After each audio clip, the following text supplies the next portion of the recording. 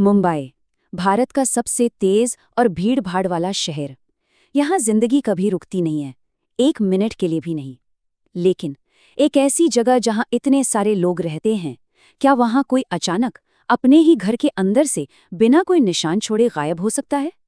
आज के इस विश्लेषण में हम एक ऐसी सच्ची और खौफनाक घटना की गहराइयों में जाएंगे, जिसने सच में पूरे इलाके को हिलाकर रख दिया था। बाहर से देखने पर यह बिल्कुल एक आम मिसिंग पर्सन केस लगता था, पर ट्रस्ट मी, इसके अंदर की जो सच्चाई थी ना, वो बेहद अंधेरी और डरा देने वाली थी। जैसे जैसे इस केस के सुराग खुलेंगे, हमें समझ आएगा कि इंसान की फितरत आखिर किस हद तक भयानक हो सकती है। आखिर कोई इंसान अपने ही सुरक्षित घर से हवा में कैसे गायब हो सकता है?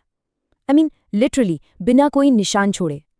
ये वही सबसे बड़ा सवाल था जिसने शुरुआत में सबको पूरी तरह उलझा दिया था। देखिए, जब कोई बाहर निकलता है तो कोई ना कोई उसे देखता जरूर है, राइट? कोई आहट होती है। लेकिन यहाँ कोई टूट फूट नहीं, कोई जबरदस्ती घुसने का निशान नहीं। किसी भी क्राइम सीन का जो सबसे बेसिक क्लू होता है ना, वो यहाँ बिल्कुल गायब था। वहां बचा था तो सिर्फ एक अजीब सा सन्नाटा, एक ऐसी चुप्पी जो आने वाले किसी बड़े तूफान का इशारा कर रही थी। तो चलिए बिल्कुल शुरुआत से इसे समझते हैं। पहला पॉइंट, एक रहस्यमयी गुमशुदगी। डे 1 को मुंबई में ये आदमी अचानक गायब हो जाता है। अब जाहिर सी बात है, परिवार में एक बेचैनी शुरू होती है, एक ऐसी अजीब सी खामोशी जो किसी को भी परेशान कर दे। डे 2 आते आते परेशानी इतनी बढ़ जाती है कि फैमिली एक फॉर्मल मिसिंग पर्सन रिपोर्ट दर्ज करवाती है। ये एक बिल्कुल स्टैंडर्ड प्रोसीजर है जो सभी करते हैं। और फिर डे 3 तक पुलिस अपनी इंटेंस इन्वेस्टिगेशन शुरू कर देती है। लेकिन यहाँ सबसे बड़ी चुनौती ये थी कि पुलिस को बाहर की दुनिया में ज़ीरो क्लूज मिलते हैं। सड़कों पर, आने जाने के रास्तों पर, दोस्तों के यहाँ उस आदमी का कोई नामो निशान नहीं था। जैसे जमीन खा गई हो या आसमान निगल गया हो। हर गुजरने वाले घंटे के साथ ना उम्मीद टूट रही थी। अब आते हैं उस एक अकेले सुराग पर जिसने थोड़ी उम्मीद जगाई। दूसरा चैप्टर, बाथरूम वाला क्लू। विक्टिम का मोबाइल फोन घर के बाथरूम के पास छूटा हुआ मिला। अब खुद सोचिए, आज के इस टाइम में हम लोग अपना फोन एक मिनट के लिए भी खुद से दूर नहीं रखते हैं, है ना? तो एक गायब हुए इंसान का फोन घर के अंदर, और वो भी बाथरूम के पास मिलना, एक बहुत बड़ी खतरे की घंटी थी। कोई अपनी मर्जी से घर छोड़कर जाए और अपना फोन पीछे भूल जाए, ये लगभग नामुमकिन है। ये ना एक single isolated piece of evidence था जिसने अचानक से पूरी इन्वेस्टिगेशन का एंगल ही बदल दिया। ये समझ लीजिए कि उस घर की शांति के पीछे जो खौफनाक राज छिपा था, ये बस उसकी शुरुआत थी। और यहीं से कहानी पूरी तरह घूम जाती है। तीसरा पॉइंट, शक की सुई जो अब घर के अंदर मुड़ चुकी थी। यहाँ एक बहुत बड़ा कॉन्ट्रास्ट था। एक तरफ थी पब्लिक परसेप्शन। पड़ोसियों को, आम लोगों को लग रहा था कि ये बस एक नॉर्मल मिसिंग पर्सन केस है। सबको लगा शायद भटक गया होगा या बिना बताए कहीं निकल गया होगा। लेकिन दूसरी तरफ था पुलिस का सस्पेशन। उनका दिमाग बिल्कुल अलग दिशा में जा रहा था। पुलिस को ये स्ट्रॉन्ग इंट्यूशन हो चुका था कि डार्क ट्रूथ कहीं बाहर नहीं, बल्कि उसी घर के अंदर मौजूद है। बाहर की दुनिया एक साधारण मामला देख रही थी, जबकि इन्वेस्टिगेशन ऑफिसर्स की नजरें अब उस सुरक्षित माने जाने वाले घर की चार दीवारी को भेद रही थीं। लेकिन गेम चेंजर सबूत आखिर क्या था? चौथा हिस्सा, सीसीटीवी का सबसे बड़ा ट्विस्ट। एक सिक्योरिटी कैमरा। सिर्फ एक कैमरा ने इस परिवार की पूरी रियलिटी बिखेर कर रख दी। जब घर का इंटरनल सीसीटीवी चेक किया गया ना, तो कहानी कंप्लीटली पलट गई। जो कैमरास प्रोटेक्शन के लिए लगाए गए थे, उन्हीं ने उस रात के सच को बिल्कुल साफ तरीके से रिकॉर्ड कर लिया था।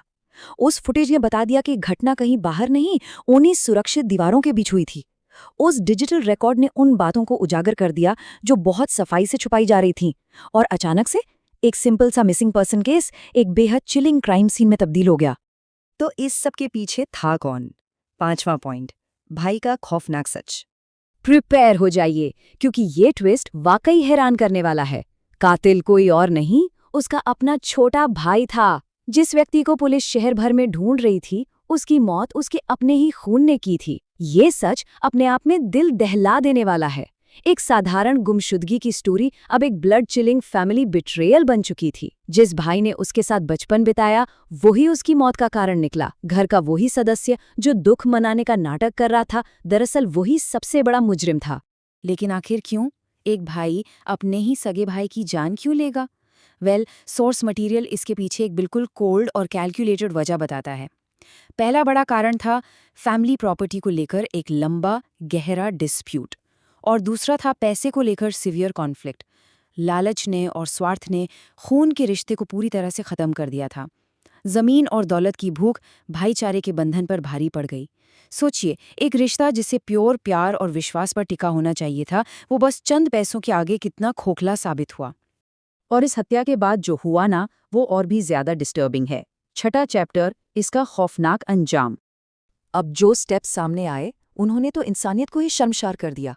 देखिए, स्टेप 1, प्रॉपर्टी और पैसे के पीछे ये ब्रूटल मर्डर होता है, एक बिल्कुल सोची समझी साजिश।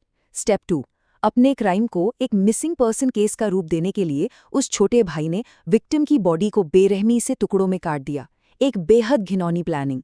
और स्टेप 3, बॉडी पार्ट्स को अलग अलग सुनसान आइसोलेटेड लोकेशंस पर फेंक दिया गया ताकि कभी कोई सबूत ही ना बचे और उसका भाई हमेशा के लिए एक रहस्य बनकर रह जाए। ये चीज साफ दिखाती है कि क्रिमिनल माइंड अपने ट्रैक्स मिटाने के लिए किस हद तक कैलकुलेटिंग और बेरहम हो सकता है। मुंबई के इस डार्क और ट्विस्टेड केस का अंत एक बहुत ही गहरी और दुखद सच्चाई पर होता है। कभी-कभी सबसे बड़ा दुश्मन घर के अंदर ही होता है। और पता है, ये इल्यूजन ऑफ सेफ्टी सिर्फ इस एक केस तक सीमित नहीं है। अगर हम रिपोर्ट्स पर नजर डालें तो ऐसी ही एक और स्पाइन चिलिंग घटना कोलकाता में हुई थी।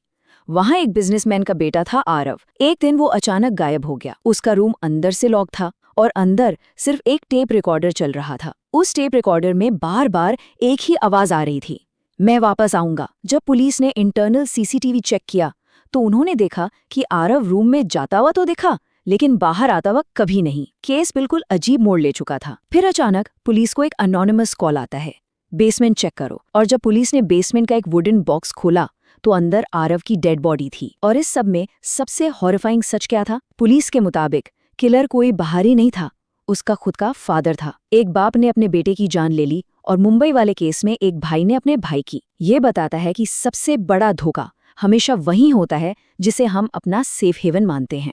तो इन दोनों टेरिफाइंग केसेस को एनालाइज करने के बाद एक फाइनल सवाल जहन में आना लाजमी है। Do we truly know the people living under our own roofs? जिन लोगों को हम अपना मानते हैं, क्या उन्हें पूरी तरह जानना सच में मुमकिन है? हम ना बाहर की दुनिया से डरते हैं, नए ताले लगाते हैं, कैमरास लगाते हैं, लेकिन घर के अंदर क्या चल रहा है उस पर कभी ध्यान नहीं देते। किसी भी इंसान के दिमाग के अंधेरे कोनों में कौन से ख्याल पनप रहे हैं, इसका अंदाजा लगाना बिल्कुल नामुमकिन है। ये पूरा विश्लेषण हमें इस असहज करने वाले सच के साथ छोड़ जाता है। इस पर जरूर सोचिए।